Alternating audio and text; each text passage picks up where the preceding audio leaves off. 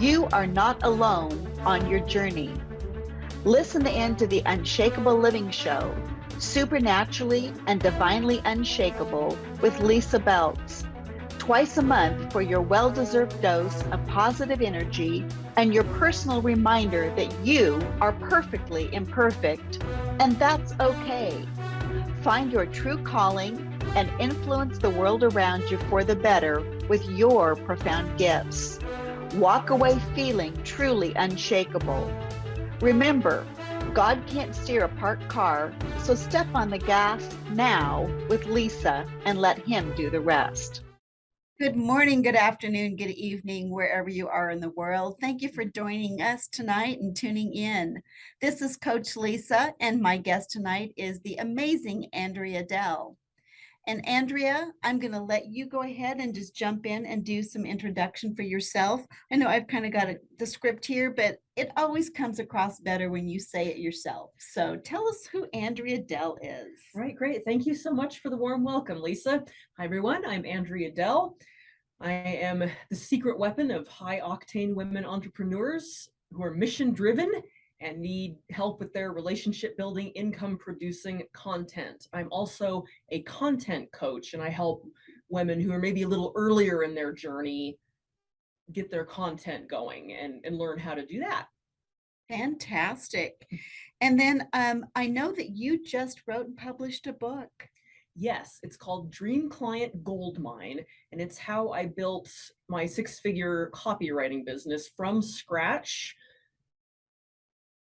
without needing, I didn't need digital or physical products. It was a service-based business, and it got off the ground very quickly. So that's fantastic. So Andrea, if I wanted to get a copy of your fabulous book, where am I going to find it? You can find it on Amazon. Good old Amazon, Dream Client Goldmine by Andrea Dell. Yep. And if you need a link to Andrea's website, which is andreadell.com, do you happen to have your book posted on your website? I don't, but I will soon. Yes. Yes. Okay. Well, that's fine. So Dream Client Goldmine by Andrea Dell on Amazon.com. Mm-hmm. So Andrea, I want to back up and tell us just a little bit about your story, your journey. How did you get to where you are today with this six-figure income? Did it happen overnight? It did not. That's what we all want, isn't it? Yes. The overnight success that took 30 years to get there. Right. Yeah, it takes a long time to be an overnight success. So what happened was, in late 2014, I think it was, mm-hmm. I finally became interested in some kind of supplemental side income. I had a full-time job at a local newspaper where I lived at the time. And so I started getting into creating some kind of online business. And what I tried to do at first was sell products, physical products, digital products. I tried mm-hmm. drop shipping and all kinds of things. I even went to a kind of a pet expo with a bunch of physical pet products to do what's called drop shipping. And none of that stuff really panned out. So fast forward to 2017, I was still trying to do that. And I began offering a service for the first time. And that got me I made a little income with the physical products, but it mm-hmm. wasn't anywhere near what I wanted. It wasn't consistent. Yep. The service happened very quickly. And then right as my first bits of service-based income were coming in, I was unexpectedly let go from my job. Oh my. Yeah. and that was a very terrifying time, I've got to say, Lysa. It was the only job I'd had in my adult life. Mm-hmm. I had it for nearly 18 years. I was this close to the 18-year anniversary. Wow. And it was just a very scary time. And it was also a very pivotal moment because I had felt like I'd outgrown that job finally the last 6 months or so. I felt like, I think I'm ready for more finally. Mm-hmm. And that's one reason I was creeping out of and getting this side income with a side business going. But I was also terrified to take the leap. So and leave the job and go do something else. So mm-hmm. what I truly believed happened is that God took the nest that I was in, my safe little birdie nest, turned it upside down and shook it until my fingers my grip gave out and I began to fall. Free fall. Right. Free falling. And later that year, I encountered Natasha and Richard Hazlett. I signed on with them to be my business coaches. And about 2 months later, my copywriting business really took off and was double what I was making at my old job. So, and I've been doing that ever since. And it's been amazing. But that period of time from when I was fired to when the business took off about 7 months later was very emotionally scary. Well, and so 7, of course, is God's perfect number. So for, it really doesn't surprise me that it was 7 months, but at the time of the year. Yeah. Too. Was it really? Yeah, oh, July. That's amazing. So how did you keep your sanity during those 7 months? Well, I did something that I hadn't ever really done before. I asked for signs. And I think that probably everyone on the planet who has any interest at all in spirituality, even briefly, has probably played around with asking for signs. For me, I don't feel like anything really came of it up until then. But particularly after I signed on with Natasha and Richard Hazlett, and that was a big financial investment. I was unemployed. I did have a little side income coming in. It did not replace the income from my job yet. So I was still partially living off savings, and this whole experience was completely outside my comfort zone in almost every possible way, almost. And I began, without really consciously thinking, oh, I'm going to ask for signs. I just started doing that. And not only did I get them, but I kind of a thick skull, and I got an avalanche of signs. I remember one, I was sobbing in front of my computer. We were working out the financing, and I was, please, I hope this is the right move. I just felt absolutely terrified. And 5 seconds later, this email popped up from the guy who was, his company was helping me with the financing, and the timing just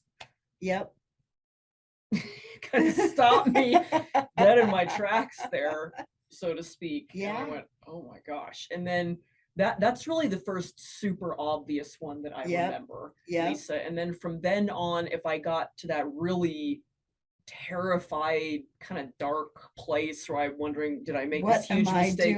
What am I doing? What am I gonna do? Because at this point, the thought of going to another 9-to-5 job, for some reason, it was just so revolting. I can't even really still to this day articulate exactly why. I believe that it was probably because it was so far off from the path that I was meant to go down. It would have been out of alignment. Right. And really far out of alignment. And sometimes that's what it takes for me to get the hint. But from that point, I would begin asking for signs, and usually within 24 hours, I'm not kidding, I would notice, because I just noticed this pattern. Not only would they start coming in, but it would be enough that I'm kind of going, okay, I got it. Confirmation after confirmation. After confirmation after confirmation after confirmation. I mean, seriously, I'm going, okay. And I was really grateful for them, including the avalanche. But it kind of became comical how many would come in. And to anyone else, they probably wouldn't have seemed like a big deal. But to me, they were confirmations. And they often came from the same few people who had no idea they were serving as a confirmation. I didn't ever tell them. Can you mention just a couple of them? Do you remember any of the specifics? Besides the finance gentleman, my first client, Christy Code Red, frequently she would just reach out at this certain time when I was really, without having any clue what was going on. She had no idea, because we weren't really talking one-to-one much at that point. So, or I would see something in a Code Red Facebook group or Unstoppable Influence. I had just joined that. I just see something that, and sometimes from Natasha, Natasha herself, because we were connecting on Voxer, because I was now a client. So it just, Yeah. And I'm sure there's more people that just aren't coming to mind. My certain family members, again, they had no idea that. So what did those confirmations do to your faith and your relationship with God? Well, they really, I guess you could say, kindled it, because up until this point, I wouldn't say that I really had a relationship with God. I grew up around people who did, and going to church for a period of time and when visiting certain relatives.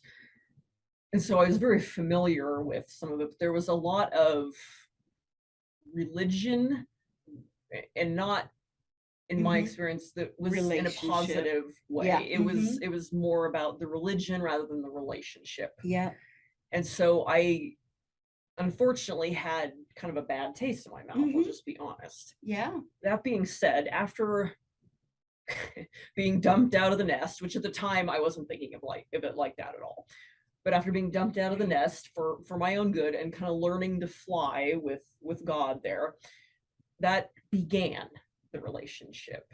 And it wasn't an instantaneous thing either. It was just the first step of, okay, there's too much coincidence to be coincidence. So what is this? Kind of makes you curious so that you do just a little bit more open, digging. Open to exploring. All right, well, we're going to take just a quick break. Again, we have Andrea Dell with us, the author of Dream Client Gold Mine.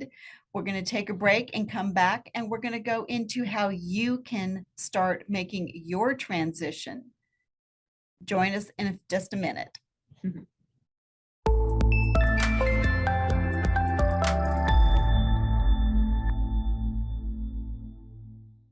And we are back. Thanks for rejoining us. Still here with Andrea Dell, author of Dream Client Gold Mine. And Andrea, tell us a little bit about the book. So thank you so much, Lisa. The book details exactly how I built my business from scratch. And I did it with copywriting. So the marketing kind, not the trademarking kind. If you're looking for a trademark, I'm not your girl. This is a form of writing. Whole different thing. Yeah. But really just about any service-based business that can work online could probably do something like this. But it's how I got my first clients to write for, even though I really was not at all the most experienced option and didn't have a portfolio. But what I did have was something else that they wanted.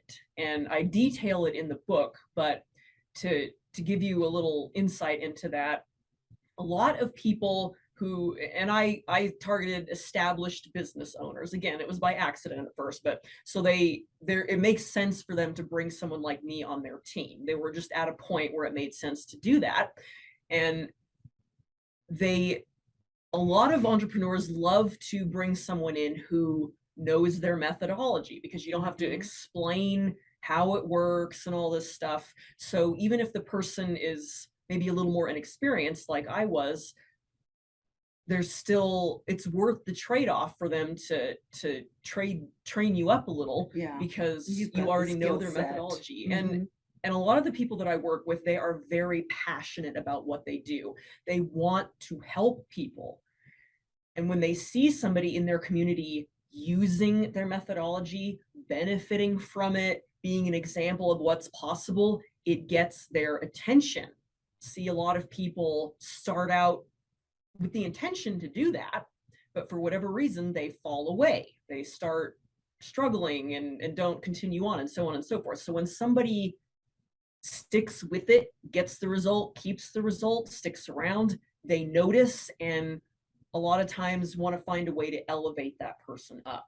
And so that's is what great. I did with my business, is accidentally the first 2 times, but I've since done it deliberately, become a product of their product, essentially. And then I also had a skill that they had need of. Oh, that's great. And was able to begin working with them and using that skill. That's fantastic. All right. So of our listeners, if somebody's in a job today, they've maybe started a side business, what advice or encouragement would you give to them based on your book? So based on my book, Two things. First of all, kudos to you for doing that. And I will tell you that I had already begun exploring that when I was let go. So thankfully I had that to fall back on. So I applaud you for that, because in our uncertain world, I think it's a great thing to do. Second thing is, if you're like me and probably most people on the planet, there are parts of your life where you're not satisfied. And the clients that I began working with, if you're looking to offer a service, they're people who helped me get a result I already wanted. And so what I would encourage you to do is go out and explore people who offer a transformation that interests you. For me, there was weight loss and better health. Natasha and Richard was building a business, and there's different people that I've worked with since, in relationships and mindset and different things like that. Find somebody who can provide a transformation that you want, and dip your toe into their community and see if it's for you, and maybe get a feel for whether you can see yourself supporting them. And that could be a great way to get your business off the ground somehow, particularly if you're going to offer a service. Okay. And so differentiate for us being online versus offering a digital product or a digital service. I'm not sure we all are completely comfortable with the words and what they really mean. Okay. So yeah, absolutely. So a digital or physical product, a physical product could be network marketing, where it's someone else's physical product, but it might be makeup, skincare, doTERRA, essential oils, person. Right. Or it could be drop shipping, where you don't keep the inventory of the physical products. The company that created them ships them, but you have a website where people can come and buy them. Okay. It might be that you ship things yourself too. So and the digital product is often a training program, a video series, an ebook, things like that. Okay. And then what I did was offer a service. And I really am a fan of that when you're just starting out, because offering a service, even in person, when you can find the right service, is typically the fastest way to get some income coming in. And then if you want to offer physical or digital products, that gives you some cash, that gives you some money coming in that you can use to finance those things and stay afloat if you need to while you're working on that. And so your service that you're offering is your copywriting and content creation. Yes, that's right. Okay. And that has been the foundation of my business, and I have since branched out into offering digital products. And now that I am more established, I have some more experience under my belt, more to teach, more to offer, it's going well. And so understanding that depending on the service and what you're offering is, my question is, how many clients can you support simultaneously? Is it like you have, one big client and you do a job for them and then you move on to the next one? Or is this ongoing with multiple clients simultaneously? That's a great question. And a person could do it both ways, or a mix of the two. I am a mix of the two, but I do have a few main clients that I've worked with for years now, and they provide the bulk of the business of the service. The bulk of the service I offer is to them, but I do take a one-off job here and there as I have time. So for me, it's a mix of the two: monthly retainers, or just people who have work every month for me, even if it's not a retainer situation. Okay. Yep. And then from a business structure standpoint, was it challenging for you to move in having to do the billing and filing your taxes and creating an LLC and setting up your website? And, which of those things were a priority for you? Well, that's a great question. So taxes were a rude surprise, because I had been someone else's employee. So I knew enough about that, but not from the business owner standpoint. And so I ended up with quite a tax bill my first year, because my business was so successful, which was great, but I did not save enough. I was not prepared for that. And that was a big splash of cold water in the face. Yes. So it's very rude. It's very rude surprise. So, but it also taught me I need to take this more seriously. And so in Mhm. 2020, I had a business entity, but I established a different one, a more serious one. I separated myself out from the company. So there's Andrea, the person, and then there's the company, even though it's Mhm. mine, and just separated things more. And that's made it a lot cleaner, easier to manage, more black and white. And the entity structure I have set up saves me money on taxes compared to if I didn't have it. Okay. So No, that's really good. What other lessons like that did you learn along the way? yeah, so there's that. And I pay people to handle my taxes because it's just Good not, plan. yeah, Good plan. they more than pay for what I pay them. They more than pay for it in the tax Yep. savings. I Yep. have an assistant who handles some, I didn't at first, but eventually I just thought there's so much going on. I want to have time for client work, so, and to work on my business, etc. So I brought on an assistant and a couple of subcontractors to just handle a few things for me. And Oh, very good. it was intimidating. The me that I was before I was fired would have not thought she was capable of some of the things I'm doing now. But, Yep. And God stretches us and grows us, doesn't yes, he? yes. Yep. It's part of the journey. Yep. So my last question is really around, now that you are into your business, you've kind of got your feet on the ground, you're thriving, where do you see this in alignment with your God-given gifts, and has it changed your identity, that the how you see yourself?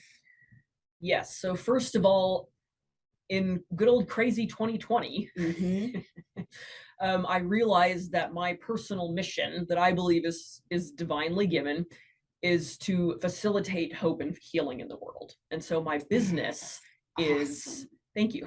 My business is a vehicle for that.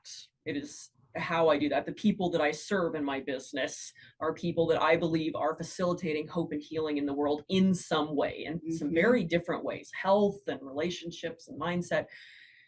So there's that, and that's how it's branched out. And then what was the second part of that Just question, your Lisa? identity and how it comes into alignment with you, and how has moving into being your own, having your own business and being a business owner impacted your self identity? Do you look at yourself differently now? Oh, most certainly. Most certainly. Again, the me that I was just a few short years ago, she just, no, she would run screaming the other direction from some of this stuff.